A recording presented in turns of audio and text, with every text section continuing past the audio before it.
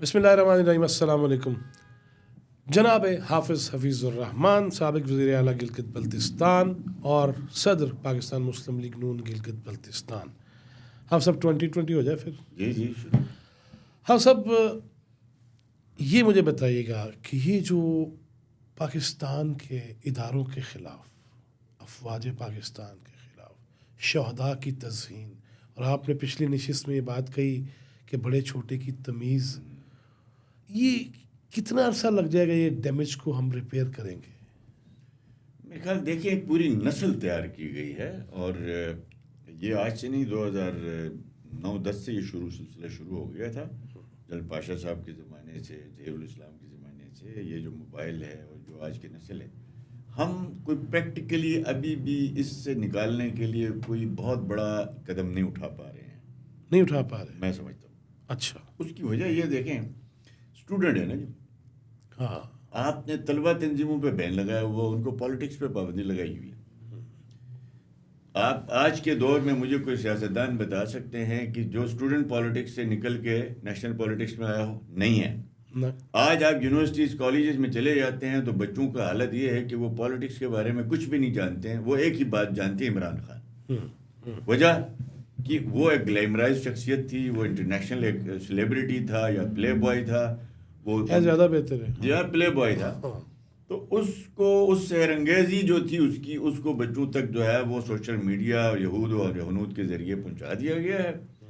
اب آپ دیکھیں کہ ہمارا حال یہ ہے کہ آج بھی یونیورسٹیز کے اندر طلباء کو جو سائنس کا، پولیٹیکل سائنس کے جو اسٹوڈنٹ ہے، اس کو جب تک وہ لیبارٹری نہیں جائے گا تو پریکٹیکل جب نہیں کرے گا تب تک اس کو تو ڈگری نہیں ملتی. ایگزیکٹلی.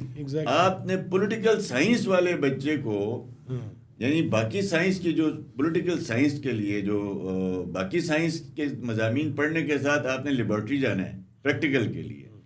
پولیٹیکل سائنس پڑھنے والے بچے کو بھی وہاں پہ پولیٹیکل پارٹی جوائن کرنے کا یا بنانے کا اختیار نہیں ہے. تو میرا خیال یہ ہے کہ آپ کو جتنی جلدی ہو سکتا ہے کہ یونیورسٹیز کالجز کے اندر اسٹوڈنٹ کونسل بنانی چاہیے. میں نے جی بی میں کراکرم یونیورسٹی کے اندر یہ تجربہ کروایا تھا. بالکل ہوا کہ ایک پولیٹیکل ہم اسٹوڈنٹ کونسل بنا دیتے ہیں. وہاں پہ بچوں کا جو ہے وہ ہمیں کہا گیا کہ وی سیز کی طرف سے کہ اگر آپ یونیورسٹیز میں یہ یونین سازی دوبارہ بحال کریں گے تو بدماش گنڈے آگے آ جائیں گے. ہم نے کہا آپ جس طرح ہمارا الیکشن میں قانون ہوتا ہے کوالیفیکیشن ڈسکوالیفیکیشن کا وہ رکھ دیں. بالکل ٹھیک. کہ ٹاپ 10 جو بچہ ہوگا کلاس میں وہ کوالیفائی کرے گا الیکشن کے لیے، جس کی حاضریاں اتنی ہوں، جو کلاس میں یہ مارک رکھتا ہو. یا اسٹوڈنٹس کو لیڈرشپ دو، ان کو لاؤ مین اسٹریم پالیٹکس میں. جب تک ہم نے کراکرم یونیورسٹی کو تھرو اسٹوڈنٹ کونسل کے مینیج کیا تو نظام ٹھیک چلا. میں خود پروگرام کر کے آپ نے بھی کیا ادھر. اب آپ کی یونیورسٹیز کے اندر کچھ جو پرائیویٹ سیکٹر کی یونیورسٹیز ہیں وہاں پالیٹکس پہ ٹوٹل بین ہے. دوسری طرف آپ کا حال یہ ہے کہ جمہوریت ہمارے ہاں طرز حکمرانی ہے، اس کے خلاف اوپن تقریریں ہوتی ہیں، مسجد سے فتوے لگتے ہیں کہ جناب یہ غلط ہے، یہ حرام ہے. تو جو نیریٹو بنانا تھا اس کے حوالے سے ابھی تک ہم سمجھتے ہیں کہ جتنا بڑا بم آپ کے یہاں پھینکا گیا ہے نا انتشار کا، تباہی کا، اس کو ریپیئر کرنے کے لیے کوئی کولیکٹیو ایفرٹ جو ہے وہ مجھے نظر نہیں آ رہی ہونی چاہیے. اچھا جی، آپ نے نیازی صاحب کا ذکر تو کیا. پنکی پیرنی کے بھی چاہنے والے ہیں گلگت بلتستان میں؟ میرے خیال میں ہمارا جو کہتے ہیں نا وہ جو خالد خورشید کو چیف منسٹر بنایا گیا تو وہ بھی سنا پنکی پیرنی ان کا ایک پیر ہوتا تھا آزاد کشمیر میں. اچھا. خالد خورشید صاحب کا. اچھا. جاگوئی صاحب اللہ جل نصیب کرے سنا فوت ہو گیا. اچھا. تو جاگوئی صاحب کی جو ہے وہ لنک ہے ادھر جو ہے وہ پنکی پیرنی صاحبہ کے ساتھ. انہوں نے کہا جی وہ یہ روحانی ہے یا فیضانی ہے؟ بس وہ فیضانی بھی ہے اور روحانی بھی ہو گئے، دونوں مل گئے. اچھا آپ صاحب مجھے یہ بتائیے گا کہ ٹورزم آپ کے دور میں ایک وقت آیا جب ہم دکھا کے آئے، پھر آپ نے خود ہی کہا کہ جی بندے تے بندہ اور گڈی تے گڈی، اور جتنا رش پڑ گیا. اب کیا صورتحال ہے معاملات کی، روڈز کی، فیسیلیٹیشنز کی؟ روڈز تو الحمدللہ وہ نواز شریف صاحب جو بنا کے گئے ہیں یا اس دور میں منصوبے شروع تھے، ہم نے ان کی پہرے داری کی ہے. گلگت سکردو روڈ کمپلیٹ ہو گیا، گلگت نلتا روڈ کمپلیٹ ہو چکا ہے، ٹورسٹ جا رہے ہیں. اور گلگت شندور ایکسپریس وے جو ہے اس وقت تیزی سے کام ہو رہا ہے. ابھی پچھلے مہینے شہباز شریف صاحب پرائم منسٹر صاحب آئے تھے. جی جی جی. اور اگلے 1.5-2 سال میں وہ کمپلیٹ ہو گئے. یعنی گلگت چترال چکدرا سوات، یعنی آپ ایک متبادل روٹ سی پیک کا ہے. یہ بھی بن رہا ہے. اور اس کے ساتھ ساتھ ہوٹلز بھی بہت بن گئے ہیں، ٹورسٹ بھی کافی سارے آ رہے ہیں. اس میں ابھی جو فیڈرل گورنمنٹ نے ایک بڑا فیصلہ لیا ہے SIFC کا، جی، اس کے اندر ایک گرین ٹورزم کمپنی بنی ہے. اور میرا خیال یہ تھا کہ بہت سے لوگوں کا مجھ سے اختلاف ہے اس معاملے میں. میں سمجھتا ہوں کہ ٹورزم میں انسٹیٹیوشنز کا انوالو ہونا یہ بہت اشد ضرورت تھی. وہ اس لیے کہ اس وقت آپ نے جو پیسہ کمانا ہے فارن ٹورسٹ سے کمانا ہے نا، آپ کو چاہیے ریمیٹنس. بالکل ٹھیک ہے. آپ دنیا میں گلوبلی چیک کرتے ہیں تو 40-50 ممالک ایسے ہیں جن کی اکانومی ٹورزم سے چلتی ہے. بالکل ایسے ہی ہے. تو ان کے پاس جو چیز ہے اس سے دگنا ہمارے پاس ہے. لیکن ہمارے پاس ٹوٹل GDP کے اندر جو ہے اسی کنٹریبیوشن جو 1% بھی نہیں ہے. اس کی وجوہات کیا ہیں؟ اس کی ایک تو وجوہات یہ ہے کہ آپ کی جتنی ایمبیسیز ہیں دنیا میں جو آپ کی پھیلی ہوئی ہیں، ان کو کوئی ٹاسک نہیں دیا جاتا ہے کہ آپ نے اتنے ٹورسٹ پکڑ کے لانے ہیں. وہ ٹاسک دیا جاتا ہے تو مانیٹر کوئی نہیں کیا جاتا ہے. ایک ابھی ان کو ٹاسک ملنے شروع ہوئے. دوسرا یہ ہے کہ ویزا کے حوالے سے شدید ترین پرابلمس ہوتی تھی. ہمیں باہر جا کے پتہ چلتا تھا کہ پاکستان کا ویزا لینا کتنا اوکھا ہے.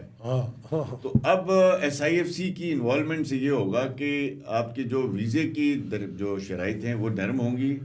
اور میں سمجھتا ہوں کہ آپ دیکھ لیں کہ آپ کو گزشتہ سال کے اعداد و شمار بتاتا ہوں. آپ کو گزشتہ سال کے اعداد و شمار کے مطابق کوئی بہت بڑی ایفرٹس نہیں ہوئی، اس کے باوجود آپ کے خزانے میں $65 کروڑ آیا ہے جو ٹورزم سیکٹر سے. ٹھیک ہے جی.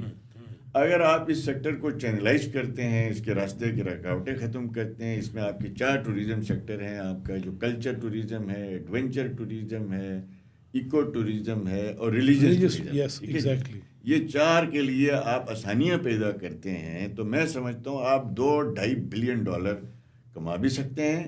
دوسرا یہ ہے کہ فیضی صاحب، میں اور آپ اسلام آباد میں بیٹھ کے جو مرضی کہیں، باہر کا بندہ نہیں مانے گا.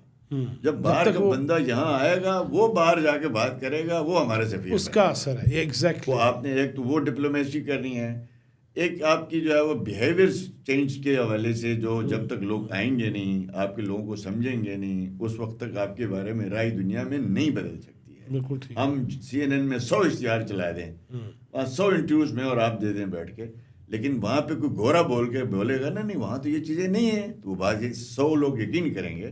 ہمیں ٹورزم کو 2 بڑے سیکٹرز کے لیے کارآمد بنانے کی ضرورت ہے. ایک تو ریمیٹنس کمانا ہے، جس میں یہ واحد انڈسٹری ہے، دھواں نہیں ہے جس کا. کوئی بڑا خرچہ نہیں ہے. بالکل صحیح. کوئی ایک بریف کیس اٹھا کے آئے گا آپ کے آ کے $5,000 بھی خرچ کر کے چلا جاتا ہے. بالکل ایسے. تو اب اس کے راستے میں بھی رکاوٹیں ڈالی جا رہی ہیں. اب ہماری GB کی اس حکومت نے جو اس وقت بنی ہوئی رجیم، ہماری جو ٹوٹل فارن ٹورسٹ آتا ہے 6,000-7,000، اس میں سے 3 سے 4,000 آتا ہے جو ایڈونچرسٹ آتا ہے، جو K2 اور پہاڑوں کے جو ہے وہ کلائمبنگ وغیرہ. ہم نے اس کی فیسیں جو ہے وہ رکھی ہوئی تھی مناسب سی.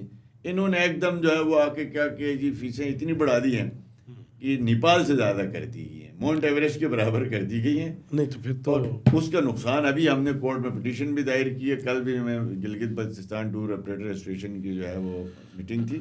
تو آپ اگر اپنی امیج بلڈنگ کے لیے بھی ٹورزم کو یوز کر سکتے ہیں، آپ سفارت کاری کے لیے بھی ٹورزم کو یوز کر سکتے ہیں. بالکل ایسے ہی ہے. آپ اپنی ریمیٹنسز کو بھی جو ہے وہ بہتر کریں. اچھا آپ صاحب ایک کھل کے بات کرنی ہے. میں نے دیکھیں جو بیرون ملک سے آتا ہے نا، یورپ سے، امریکہ سے، نارتھ امریکہ سے، دیکھیں ان کی ٹورزم میں تو پینا پلانا بھی ہوتا ہے. ان کے ہمارے ہاں چونکہ وہ چیز نہیں ہے، اس وجہ سے بھی بہت سارے لوگ مطلب بجائے چھپا کے لے کے آئیں یا چائنا سے لے کے آئیں یا منگوائیں یا بارڈروں پار منگوائیں، اس کا کیا کرنا ہے؟ نہیں دیکھیں، یہ کوئی لازم ملزوم نہیں ہے. البتہ آپ کو کچھ نہ کچھ چونکہ نہیں، اگر یہاں پہ ایک ایسی چیز ہے نا، یہاں پہ بھی پرمٹ بنتے ہیں نا. پرمٹ تو بنتے ہیں. اگر کوئی آتا ہے کوئی باہر سے، کوئی ایسا ٹورسٹ جو ہے جو مسلمان نہیں ہے، اس کے لیے کیا کیا جا سکتا ہے؟ اس کے لیے تو آلریڈی پاکستان کے آئین میں اس کو اجازت موجود ہے. اب آپ نے کرنا یہ ہے کہ ہمارا جو مذہبی طبقہ ہے، ہمارا جو دیندار طبقہ ہے، جو ایکسپلائٹ کرتا ہے یا ان تک غلط خبریں پہنچائی جاتی ہیں، ان سے یہ بھی سوال ہونا چاہیے کہ حضور صلی اللہ علیہ وسلم نے فرمایا کہ کاد الفقر ان یکون کفرا. اس موضوع پہ بھی بات کرو نا. قریب ہے یہ فقر و فاقہ تمہیں کفر کی طرف لے جائے گا. اب لوگوں کا پیٹ پالنے کے لیے کچھ تو کرنا ہے نا. کہیں پہ ٹوریزم سے روزگار آئے گا, کہیں سے جیم سٹون سے آئے گا, کہیں پہ صنعت چلے گی, کہیں پہ کیا چلے گا. تو جہاں پہ جو چیز چل سکتی ہے وہاں پہ وہ چلانی پڑے گی. اس کے لیے دیکھیں اگر کراچی میں, لاہور میں, اسلام آباد میں, کوئٹہ میں, سندھ میں تو ویسے ہی دکانیں ہیں, بلوچستان میں اگر وہاں ایسے پوائنٹ جو اچھے ہوٹل جو ہے آپ کے گلگت میں, بلتستان میں, ہر جگہ پہ ہیں, آپ کے تمام ایریاز میں ہیں, عنزہ میں ہیں, تو وہاں پہ بھی اگر ایسا ان کو یہ فیسیلیٹیٹ کر دیا جائے بھائی. دیکھیں آئین میں ہے, لیکن گلگت بلتستان میں چونکہ مذہبی معاشرہ ہے ہمارا, ہم سمجھتے ہیں کہ آج تک کسی ٹورسٹ نے یہ شکایت نہیں کی ہے. اوکے. آپ کے ہاں ٹورسٹ آنے کے لیے 2 طرح کے مسائل تھے نا جو فارن ٹورسٹ کے لیے. ایک تو انہوں نے اسلام آباد کے ویزے لینا ہے, دوسرا پھر انہوں نے جی بی کا. تو اب اس دفعہ جو ہے وہ شہباز شریف صاحب کو اللہ پاک جزائے خیر دے, اور حافظ صاحب جو ہے آرمی چیف, اور ان کی جو SIFC ہے اور فیڈرل گورنمنٹ نے مل کے جو ویزا ارائیول کی پالیسی, یہ دیکھیں 70 سال سے نہیں ہوا.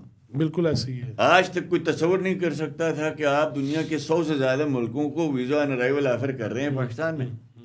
تو بیسک پرنسپل فیصلے ہو چکے ہیں. اب نیچے آ کے آپ نے اپنے ٹور آپریٹرز کو بہتر کرنا ہے, آپ نے جو ہوٹل انڈسٹری کو بہتر کرنا ہے. آپ نے ابھی تک سوائے ادھر بحریہ یونیورسٹی میں ہاسپٹیلٹی پہ UK سے ریلیٹڈ ایک جو ہے وہ ڈپلوما کروایا جا رہا ہے. ہاں جی. آپ کے پاس ماسٹرز نہیں ہو رہی ہیں, آپ کے پاس PhDs نہیں ہیں, آپ کے پاس فیکلٹی نہیں ہے. ویسے کالج لیول سے نہیں شروع کر دینا چاہیے جتنی بڑی, یہ تو میرے خیال میں یہ FSC لیول سے شروع ہو دینا چاہیے, بالکل میٹرک سے شروع ہونا چاہیے. ہم نے سنچیانگ کے ساتھ 2-3 معاہدے کیے تھے چائنا کے ساتھ. وہاں پہ تو یہ ہے کہ 8ویں جماعت کے بعد جی اس طرف لے آتے ہیں, ملتا ہے اپنے ٹیکنیکل سائٹ میں کہاں جانے ہیں. ان کے کوزین جو ہے آج دنیا میں چائنا کے جو کھانے ہیں کیوں مشہور ہیں, اس کے پیچھے کتنی بڑی ریسرچ ہے. بالکل آپ چلے جائیں وہاں پہ ان کی یونیورسٹیز پہ, کوزین یونیورسٹیز میں 30-30 ہزار بچے پڑھتے ہیں. فائنل ایئر والوں کو ایڈوانس میں جاب مل چکی ہوتی ہے جی. تو ہم نے ہماری جو کوزین ہے ہم نے وہ جو ہے اپنے وہ کیا کہتے ہیں کچھ چند ہوٹلوں کے, وہ چند ڈھابوں کے نسل در نسل چل رہا ہے. تو اس کو فیکلٹی بنانی پڑے گی. اچھا جی, اب ذرا مجھے یہ بتائیں, وہ ایک چیف جسٹس ہوا کرتے تھے پاکستان کے, وہ چوکیداری کرنا وہ چوکیداری کرنا کیا حال ہے جی اس ڈیم دا, اور چوکیدار ہے وہ چوکیداری کر رہے ہیں؟ دیکھیں اس کو تو ہم ڈھونڈ رہے ہیں. وہ مکان ہم نے ان کو الاٹ کر دیا تھا, اور اس کے بعد ثاقب نثار صاحب کو ہم ڈھونڈتے رہے. یہ بات ریکارڈ پہ ہے کہ انہوں نے مجھے بلا کے خود ہی کہا تھا کہ مجھے جو ہے وہاں پہ ایک کوارٹر الاٹ کر دیں. یہ جب وہ چیف جسٹس تھے کہ کیوں, میں نے کہا جی انہوں نے کہا ہم نے ریٹائرمنٹ کے بعد وہاں آ کے چوکیداری کرنی ہے. اور دوسری ایک فرمائش انہوں نے کی تھی کہ ایک جج لگانے, اس کی سمری آپ بھیج دیں گے. وہ تھا جنرل اعجاز افضل صاحب, سوری جسٹس میں پریشان ہو گیا. تو میں نے تو الحمدللہ دونوں میں مکان تو ان کو الاٹ کر دیا تھا. دوسرا جو جج کی بات کر رہے تھے وہ تھا جس نے میرے قائد نواز شریف صاحب کو سزا سنائی تھی, اور اس کی ایج, وہ کوالیفیکیشن بھی اس کی پوری نہیں تھی ہمارے چیف جسٹس بننے کی. میں نے الحمدللہ اس پہ مزاحمت کی, میرے پاس CV آتی رہی, اور بندے نہیں آئے CV کے علاوہ, بندے نہیں آئے. چیف سیکرٹری آتا رہا میرے پاس وہ CV لے کے. تو میں نے کہا جی میرے ہاتھ کٹ سکتے ہیں اس طرح کی اپوائنٹمنٹ جس نے میرے لیڈر کو ناجائز سزا دی ہو اور اس کا ورکر یہاں بیٹھا ہو, ویسے بھی انلیگل ہو, وہ انلیگل بھی ہے. تو اس پہ تو ہم کھڑے رہے, کوارٹر ہم نے الاٹ کر دیا تھا, رہ رہے ہیں وہاں پہ. وہ کدھر جی, اس کے بعد ہم ڈھونڈ رہے ہیں. وہ سنے آج کل پتہ نہیں کہیں لاپتہ ہے. اور ڈیم الحمدللہ ڈیم پہ کام تیزی سے چل رہا ہے, بابا رحمت کے بغیر ہی چل رہا ہے. اچھا جی. لیکن اب زیادہ رحمت نہیں ہے, اس سے زیادہ رحمت. اچھا بالکل. ہاں صاحب, مجھے آخر میں یہ بتائیے گا کہ یہ میں نے جو پچھلی نشست میں پوچھا, ان ماؤں کو, ان والدین کو جو اپنے بچے یوں چھوڑ دیتے ہیں. اب دیکھیں نا المیہ کتنا ہے کہ یہاں پہ آ کے کوئی بیٹی کہہ رہی ہو میری ماں تو اب بھی وہ چاہتی ہے شادی کرنا, میرے ابے کو بھی کوئی اعتراض نہیں ہے. اس سطح پہ جہاں چلے گئے ہیں. اور ایک ہاں اس سے اہم بات, پچھلے دنوں گریٹر اسرائیل کا نقشہ آیا, اس کے ساتھ کچھ خبریں چلی کہ GB بھی اس میں شامل ہے. وہ فیک نیوز تھی, آئی نو, لیکن یہ جو انٹرنیشنلی انگڑائیاں ہیں, اور اس میں خاص طور پہ جب وہ جو جنگجو اور دہشت گرد گروہ ہیں جب ان کی واپسیاں ہوں گی یا وہ نئے مراکز کی تلاش میں ہوں گے, تو اس میں داعش ہو, القاعدہ ہو, فتنۃ الخوارج کے جتنے بھی ونگز ہوں, تحریک طالبان کا علم ہو, زینبیون, فاطمیون, ان کے نام بھی آتے ہیں. GB میں ان کے لیے کوئی گنجائش موجود ہے؟ دیکھیں جی بی میں اس طرح کی جو ہے ان کے لیے گنجائش اس لیے بھی موجود نہیں ہے کہ وہاں پر ایک ڈائیورس قسم کی سوسائٹی ہے اور وہ ایک دوسرے کے ساتھ ایسے جڑے ہوئے ہیں اور چیزیں چھپ نہیں سکتی ہیں. وہاں پہ کوئی نوگو ایریا نہیں ہے الحمدللہ. اور گلگت بلتستان میں کبھی بھی ٹی ٹی پی وہاں پنپ نہیں سکی اور وہ زینبون یا اس طرح کے ادارے بھی وہاں پہ ابھی تک اپنا کوئی فٹ پرنٹ وہاں نہیں ہے. اس لیے کہ سوسائٹی بیدار ہے, امن کے فائدے انہوں نے اٹھائے ہیں. میں نے کل پریس کلب میں بھی کہا کہ گلگت بلتستان والوں پارے چنار آپ سے زیادہ خوبصورت ہے, لیکن اس کے حالات جا کے دیکھ لو. ہمیں اپنی امن کی قدر کرنی چاہیے. تو کچھ حضرات کی خواہش ضرور ہو سکتی ہے کہ پارے چنار کے فساد کو جی بی میں لے جایا جائے, جی بی کے فساد کو پارے چنار لے جایا جائے, لیکن الحمدللہ اس میں ہماری جو عوام ہے اس میں بڑی بیداری کے ساتھ پیس کے لیے وہاں پہ جو اتنی پولیٹیکل پارٹیاں ہیں, انسٹیٹیوشنز ہیں, ہم سب مل جل کے اس معاملے میں یک جان دو کالب ہیں. اس معاملے ایبسولوٹلی ناٹ سے لابنگ فرمز ہائر کر لینا امریکہ کے اندر اور وہ والی فرمز جو اسرائیل نواز ہوں ان کے لیے فضا وہ ہموار کرتی ہیں.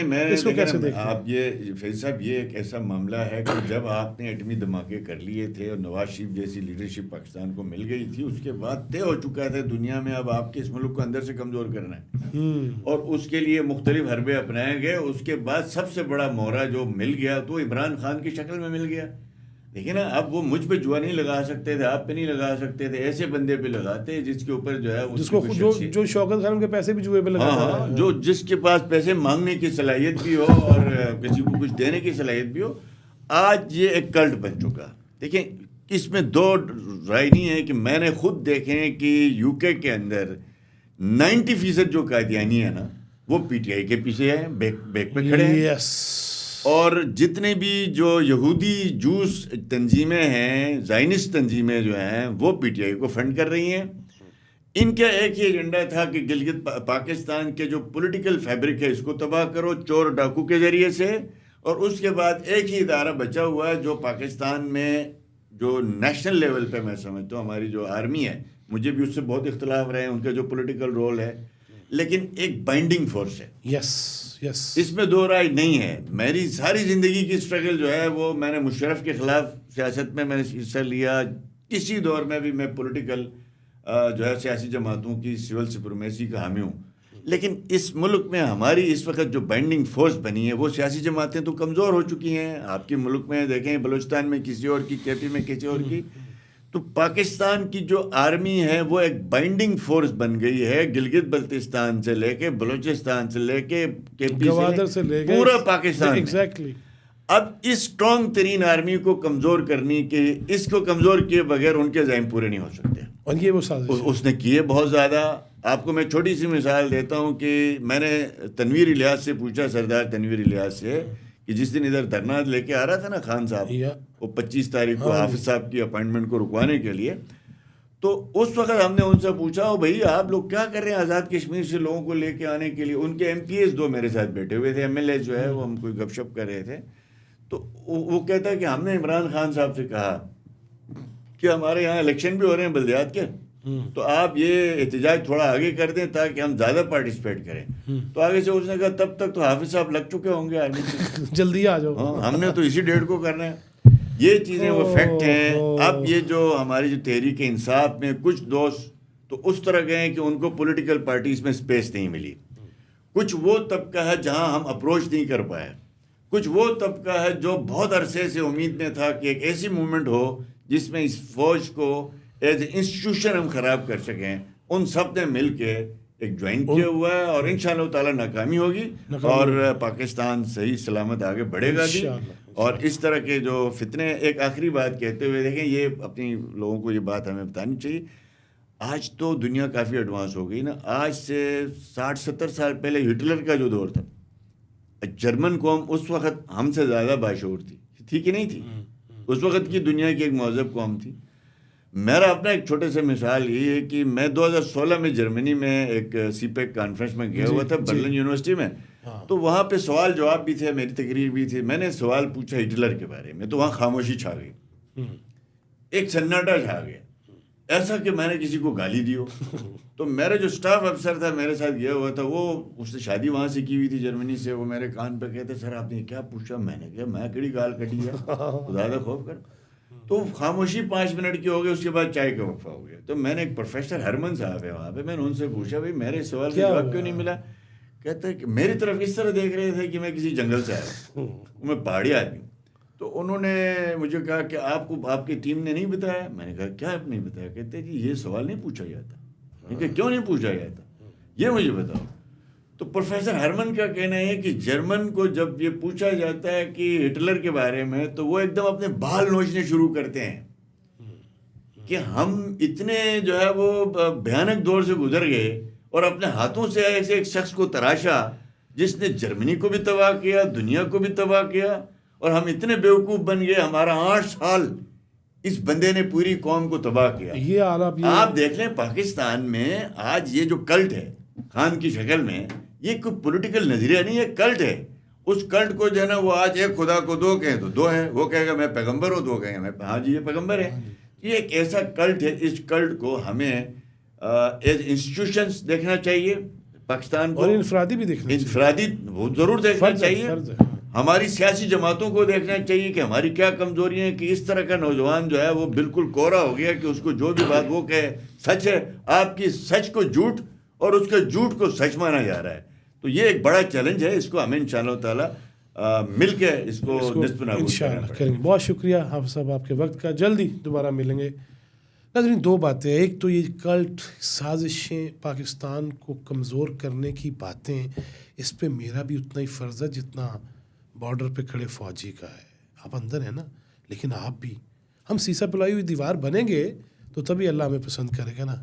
اور دوسری آخری بات یہ کہ ابھی بات ہوئی ٹورزم کی, جس ملک میں سنگل ایس بھی ہے نا, اس کی بھی پورا کا پورا جو ہے اٹھان صرف ایک ایس سے. اب ایس کے مطلب سمجھتے ہیں, جہاں پہ سینڈ ہے صحرا ہے, جہاں پہ سی ہے سمندر ہے, جہاں پہ سنو ہے, ٹرپل ایس ہے پاکستان. صحرا بھی ہے, سمندر بھی ہے, برف بھی ہے. کیوں پیچھے رہ گئے؟ ایسی سازشوں کی وجہ سے اور ایسے فتنوں کی وجہ سے. اللہ تعالیٰ ہمیں ان سے محفوظ رکھے, پاکستان کو سلامت رکھے اور ہمیں آسانیاں تقسیم کرنے والا بنائے. اب تک کے لیے اتنا ہی. اللہ حافظ.